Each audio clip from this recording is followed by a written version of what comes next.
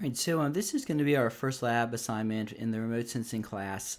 And the goal here is to really get some hands-on experience dealing with issues associated with spectral reflectance and spectral signatures, and also resolution in terms of spatial, spectral, radiometric, and temporal resolutions. So this is going to feed out of some of the early modules in the course. Okay, so in this lab, you're going to start off by answering some questions. So these are some background questions that you can get that relate to the material from the module. So again, you should be looking at the lecture module before attempting the associated labs. That's the first component. In the second component, we're going to have you generate some or get some information about a couple different sensors just via web search. So you're going to get some information from the Landsat 8 OLI and TIRS sensors, including wavelength range for each band and the spatial resolution of the band, and then the central wavelength and spatial resolution for the Sentinel-2 MSI data. And then you're going to answer some questions about that. In this part, you're going to look at so you're creating a spectral reflectance curve. So you're going to draw in a spectral reflectance curve for kind of general, generic, healthy, green, photosynthetically active vegetation through the visible, near-infrared, and shortwave infrared range. And then you're going to discuss those patterns and why they occur.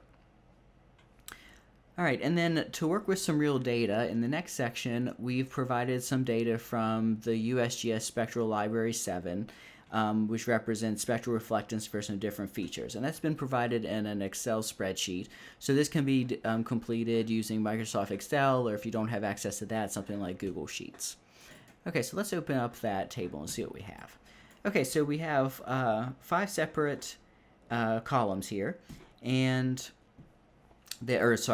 sheets, and they each represent different data. So we have data for a maple leaf, a blue spruce, brick, kaolinite, which is a clay mineral, and then concrete. And in each table, the first column is the spectral wavelength, and then the second is the reflectance. So this is as a proportion, and I believe the wavelength is in micrometers. Yeah, the wavelength is in micrometers.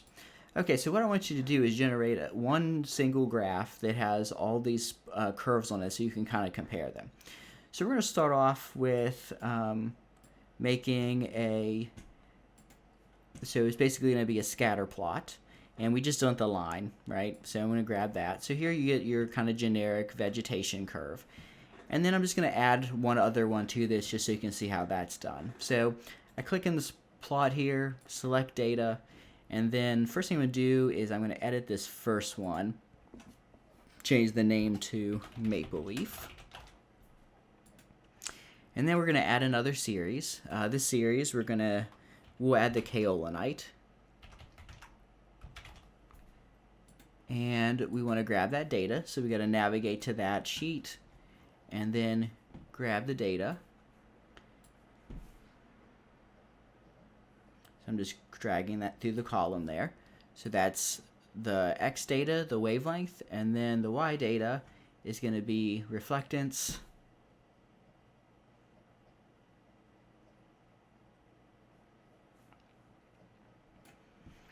And got that, and hit OK, and OK. So there we have our two curves. So this is the kaolinite curve, again as a clay mineral, and there's our vegetation curve for the maple leaf. And then you'll answer some questions with that. Again, you're going to add all the 5 in the same plot space.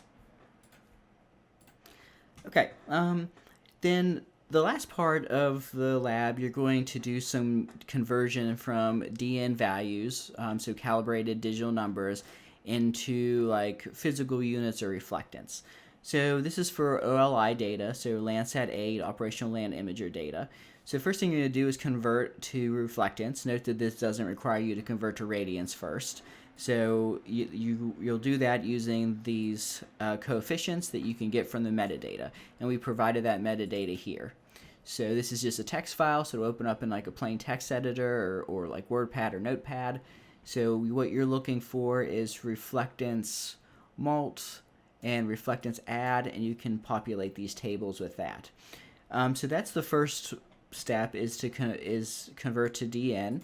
from DN to reflectance, and then you want to correct for the illuminating angle, and to do that you're going to need to have the sun elevation, which is also provided in the metadata, if I can find it.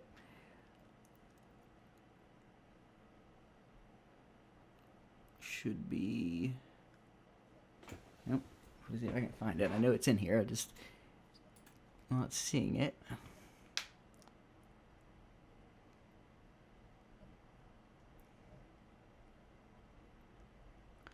There's the K constants, too low. I'm pretty sure it's above all this.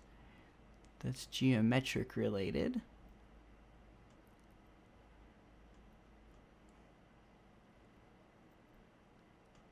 There it is. So here's the sun elevation. So effectively, you're just taking your answer from above divided by the cosine of that value to get back the top of atmosphere reflectance.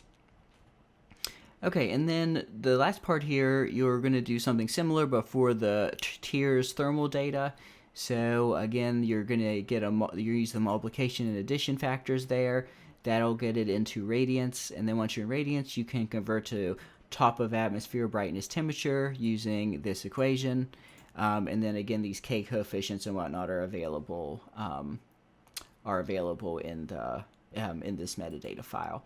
And then you'll answer some questions given specific values. So if you have a DN value in band 10 of this, then calculate the top of atmosphere brightness, so on and so forth. And then converting into Celsius and Fahrenheit from Kelvin, which is the default temperature scale. Okay, so that's your first lab assignment. And in the next lab assignment, we'll get into working with ArcGIS Pro.